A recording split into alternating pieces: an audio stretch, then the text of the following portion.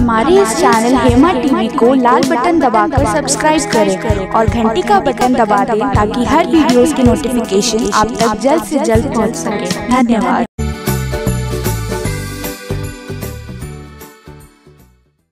देवी दुर्गा भवानी एली आंगन में, देवी दुर्गा भवानी एली आंगन में,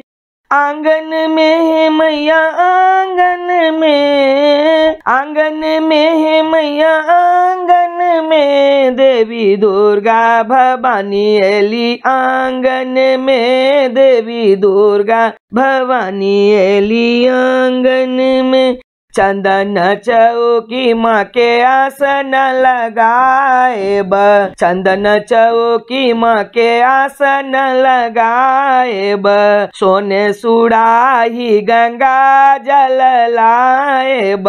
सोने सुराही गंगा जल लाए ब, मैया के चरण पखारब ना,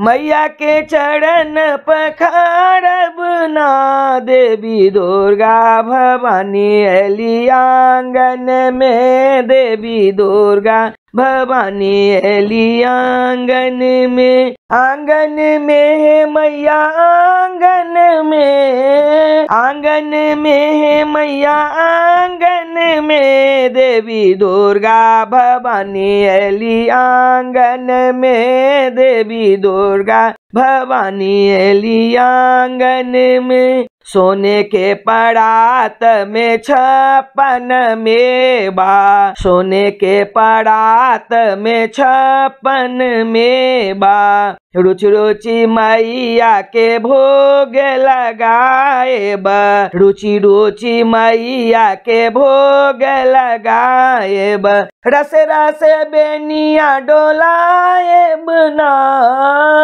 रस रस बेनिया डोलाए बना, देवी दुर्गा भवानी एली आंगन में, देवी दुर्गा भवानी एली आंगन में, आंगन में मैया आंगन में, देवी दुर्गा भवानी एली आंगन में, देवी दुर्गा भवानी एली आंगन में। अड़हुल फूल के माला बनाए ब, अड़हुल फूल के माला बनाए ब, रची रची मैया के श्रृंगार सजाए ब, रची रची मैया के श्रृंगार सजाए ब, सुबह शाम दीप जराए बना, सुबह शाम दीप जराए बना,